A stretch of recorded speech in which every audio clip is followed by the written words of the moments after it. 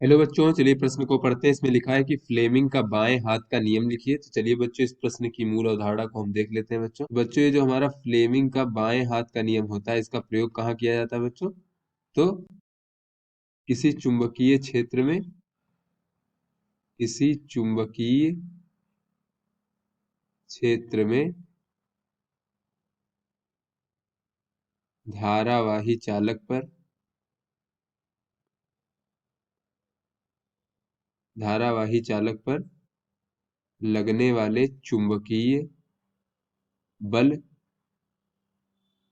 की दिशा ज्ञात करने के लिए बच्चों, की दिशा ज्ञात करने के लिए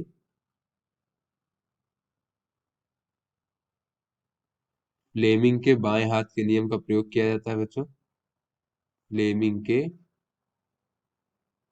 बाएं हाथ के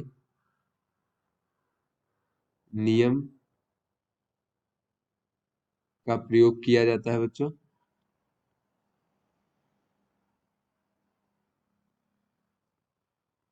तो चलिए बच्चों, इस प्रश्न के हल करते हैं और इसमें देख लेते हैं बच्चों कि फ्लेमिंग का बाएं हाथ का नियम क्या होता है बच्चों। फ्लेमिंग के बाएं हाथ का नियम,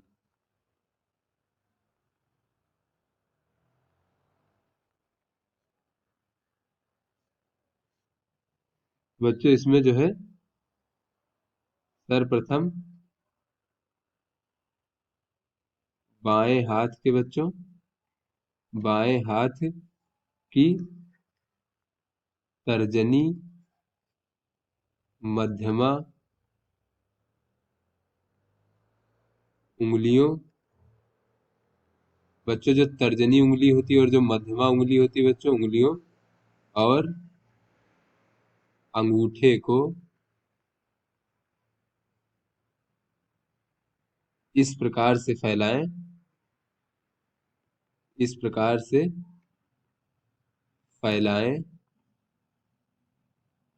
कि वे आपस में परस्पर लंबवत हों, वे आपस में परस्पर लंबवत हों।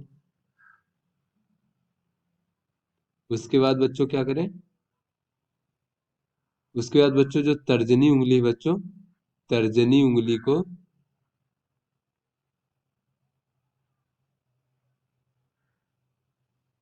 चुंबकीय क्षेत्र की ओर बच्चों फैलाएं, चुंबकीय क्षेत्र बी की ओर बच्चों, और मध्यमा को बहने वाली धारा की ओर बच्चों, और मध्यमा उंगली को धारा की दिशा में, धारा की दिशा में, धारा बच्चों आई जो होती है रखें। तो जो बच्चों अंगूठे की दिशा होती है, अंगूठे की दिशा धारावाही चालक पर लगने वाले चुंबकीय बल की दिशा को प्रदर्शित करता है बच्चों। चुंबकीय बल की दिशा को प्रदर्शित करता है। तो